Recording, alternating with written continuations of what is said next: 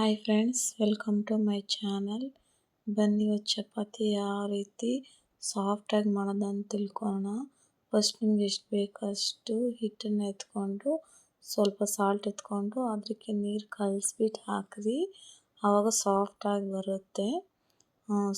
ಉಪ್ಪು ಕಲಸಿದ ಆ ನೀರನ್ನು ಹಿಟ್ಟಿಗೆ ಹಾಕ್ಕೊಂಡು ಸ್ವಲ್ಪನೇ ಕಲಿಸ್ಕೊಳ್ಳಿ. ಮತ್ತು ಕನ್ಸಿಸ್ಟೆನ್ಸಿಗೆ ಸ್ವಲ್ಪ ನೀರು ಹಾಕ್ಕೊಂಡು ಆಯಿಲ್ ಹಾಕ್ಕೊಳ್ಳಿ, 1 ಸ್ಪೂನ್ ಆಯಿಲು.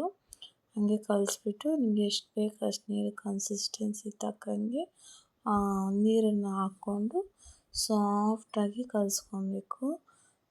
ಕಲಸಿದೆಲ್ಲ ಆದಮೇಲೆ ನಾದಬೇಕು ಚೆನ್ನಾಗಿ, ಸ್ಮೂತಾಗಿ. ಎಷ್ಟು ನಾದ್ತೀರ ಅಷ್ಟು ಸಾಫ್ಟಾಗಿ ಚಪಾತಿ ಬರುತ್ತೆ.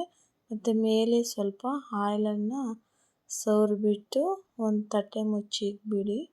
ನೋಡಿ, ಸಾಫ್ಟಾಗಿ ಕಲಿಸಿದ್ದೀನಿ. ತಟ್ಟೆ ಮುಚ್ಚಿಕ್ಬಿಡಿ. ಆಮೇಲೆ ಅರ್ಧ ಗಂಟೆ ಬಿಟ್ಬಿಟ್ಟು ಓಪನ್ ಮಾಡಿದ್ರೆ ಸಾಫ್ಟಾಗಿ ಹಿಟ್ಟು ಕಲಸಿರ್ತಾರೆ. ಮತ್ತೆ ಹಿಟ್ಟನ್ನು ನಾದಬೇಕು, ಚೆನ್ನಾಗಿ ನಾದ್ರಿ. ಎಷ್ಟು ನಾದ್ತೀರ ಅಷ್ಟು ಚೆನ್ನಾಗಿರುತ್ತೆ. ಮತ್ತು ನಿಮ್ಗೆ ಯಾವ ಥರ ಶೇಪ್ ಬೇಕು, ಎಷ್ಟು ಇದು ಬೇಕು ಅಷ್ಟು ರೌಂಡ್ ಶೇಪ್ನ ಎತ್ಕೊಂಡು ಚಪಾತಿ ಮಾಡ್ಕೊಳ್ಳಿ. ಅದನ್ನು ಸ್ವಲ್ಪ ಚಪಾತಿ ಮಾಡಿಕೊಂಡು ಮತ್ತೆ ಅದರ ಮೇಲೆ ಆಯಿಲ್ ಅಪ್ಲೈ ಮಾಡಿಕೊಂಡು ಅದನ್ನು ಫುಲ್ಲು ಎಲ್ಲ ಸ್ಪ್ರೆಡ್ ಮಾಡಿ. ಆಯಿಲನ್ನು ಸ್ಪ್ರೆಡ್ ಮಾಡಾದ್ಮೇಲೆ ಫೋಲ್ಡ್ ಮಾಡ್ಕೊಳ್ಳಿ. ಅದನ್ನು ಫೋಲ್ಡ್ ಮಾಡಿಕೊಂಡ್ರೆ ಲೇಯರ್ ಥರ ಬರುತ್ತೆ. ಚಪಾತಿ ಚೆನ್ನಾಗಿ ಬರುತ್ತೆ, ಉಬ್ಬುತ್ತೆ ಮತ್ತು ಸಾಫ್ಟಾಗಿ ಇರುತ್ತೆ. ಚೆನ್ನಾಗಿ ಚಪಾತಿ ಇದರಲ್ಲಿ ಹಾಕ್ಕೊಂಡು ಚೆನ್ನಾಗಿ ಚಪಾತಿಯನ್ನು ಇದು ಮಾಡ್ಕೊಳ್ಳಿ ಸಾಫ್ಟಾಗಿ. ಹಿಟ್ಟು ಎಷ್ಟು ಸಾಫ್ಟಾಗಿರುತ್ತೆ ಅಷ್ಟೇ ಸಾಫ್ಟಾಗಿರುತ್ತೆ. ಮತ್ತು ಒಂದು ಹೆಂಚಿಕೊಂಡು, ಹೆಂಚು ಚೆನ್ನಾಗಿ ಕಾದಿರಬೇಕು. ಕಾದ್ಮೇಲೆ ಚಪಾತಿಯನ್ನು ಹಾಕ್ರಿ. ಚೆನ್ನಾಗಿ ಬಿಸಿಯಾಗಿರ್ಬೇಕು ಹೆಂಚು. ಆಮೇಲೆ ಸ್ವಲ್ಪ ತಿರುವಾಗಿ ಸ್ವಲ್ಪ ಆಯಿಲ್ ಅಪ್ಲೈ ಮಾಡಿರಿ.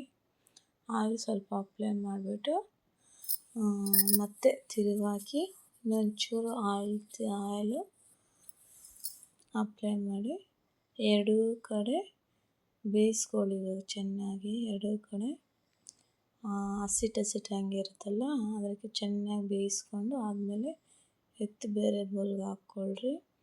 ನೋಡಿದ್ರೆ ಎಷ್ಟು ಸಾಫ್ಟಾಗಿ ಬಂದಿದೆ ಅಂದರೆ ಸ್ಪಾಂಜ್ ಥರ ಇದೆ ಚಪಾತಿ. ಎಷ್ಟು ಚೆನ್ನಾಗಿ ಬಂದಿದೆ, ನೀವೇ ನೋಡಿ.